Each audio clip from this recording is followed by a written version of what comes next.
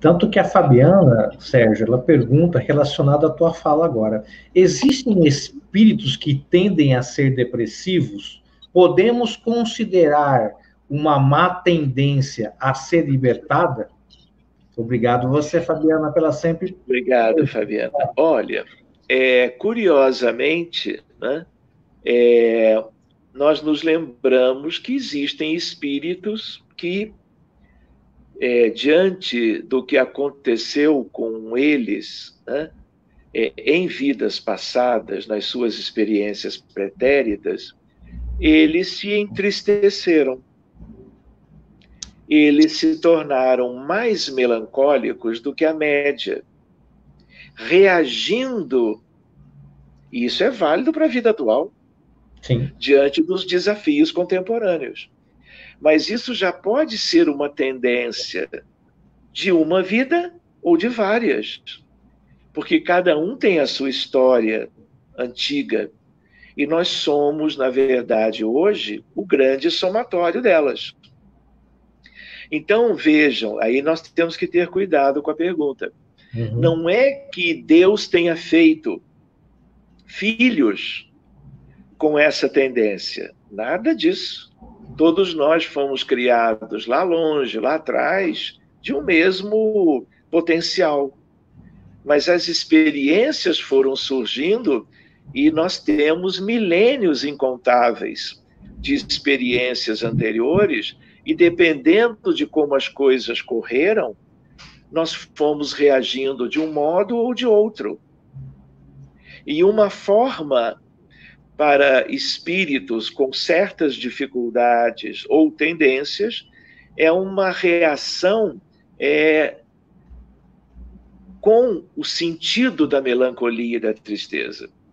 E que é um grande desafio depois, porque isso tudo merecerá todo um conjunto de cuidados, de uma ajuda externa de vários níveis, mas também da própria pessoa, buscar como que uma transformação, uma reação positiva, porque, de certa maneira, a tristeza, a melancolia, elas funcionam como uma reação menos favorável ao bem-estar, daí a tristeza e a melancolia. Isso um dia tem que ser modificado, e Deus vai nos dar, não é? De acordo com o nosso merecimento, de acordo com o nosso grau de entendimento, Ele vai nos dando, como uma providência divina, para que isso tudo mereça o devido reajuste e a devida recuperação. Porque senão nós vamos viver como acontece, pessoas vão ter depressão e vão morrer com as consequências da depressão, inúmeras vezes. Ninguém quer isso. Quem pode querer são aqueles que tenham sido prejudicados por aqueles que hoje são pessoas com transtornos mentais, são cobradores de dívidas kármicas, foram aqueles que foram como que agredidos, né? Prejudicados, vilipendiados em decisões equivocadas nossas do passado, e que querem exercer voluntária ou então involuntariamente uma ação que pesa sobre a economia espiritual e mental das pessoas. Tudo isso existe. Então, reparem, eu diria, né, a Fabiana também, que não é simples. Nós não podemos, assim, simplesmente como a psiquiatria moderna quase que só faz isso, receitar o antidepressivo. Às vezes é uma consulta de 8 minutos, 15. E aí, isso é depressão. E receita. Ou seja, uma medicina que não é uma medicina de boa qualidade, que deixa a desejar, porque se nós não humanizamos a abordagem médica, nós estaremos ainda muito mais longe de espiritualizá-la. Então, antes de tudo, nós temos que não só, como médicos, achando que depressão é um defeito de fabricação do cérebro, e simplesmente é um cérebro com aqueles problemas neuronais, e receitar, receitar, receitar. E a pessoa do doente? E o ser humano? Entende? Medicina não pode ser rótulo, entende? O rótulo, o bom diagnóstico é importantíssimo, todos os recursos terapêuticos colocados a favor do paciente, mas nós temos que trabalhar o ser humano. Só que para isso tem que ter formação, tem que ter consciência, tem que ter sentimento, tem que ter coisas que não são apenas técnicas na relação médico-paciente. Tem que haver um interesse do terapeuta, do médico, do psicólogo, não é? De não apenas fazer uma coisa rápida para fazer em maior número. A medicina está mudando. Existe um modelo, um paradigma multimilenar. A medicina tem 5.000 anos. Sim. A história da medicina se confunde com a história da humanidade.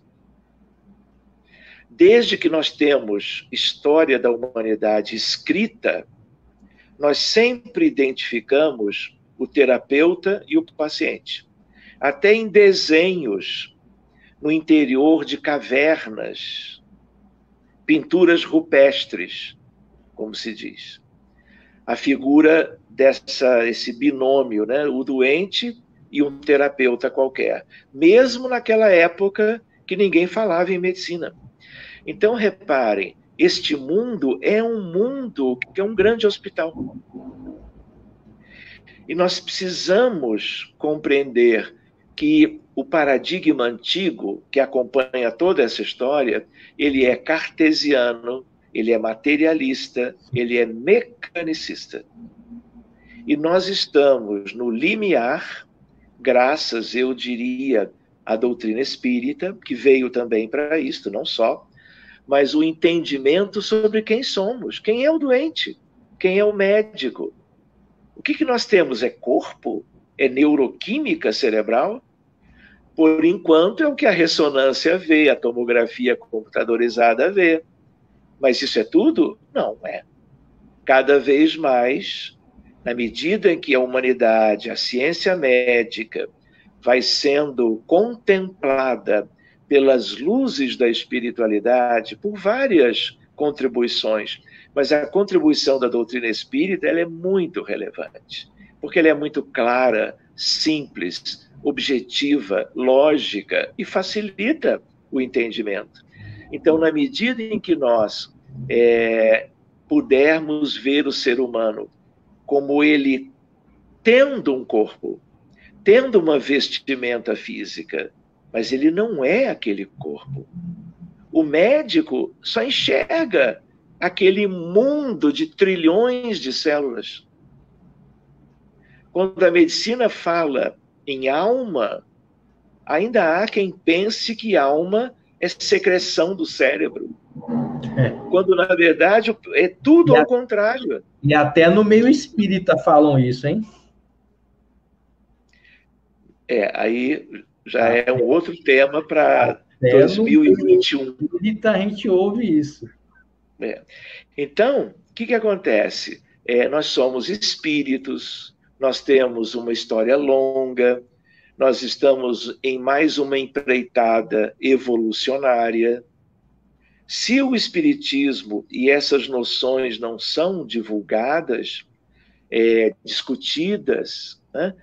Nós temos escolas que as crianças aprendem, junto de todas as disciplinas, os como que postulados espíritas, para que as crianças se familiarizem com a imortalidade da alma, portanto, a sobrevivência após a morte, a reencarnação, a figura de Deus, a ideia da influência dos espíritos na vida humana.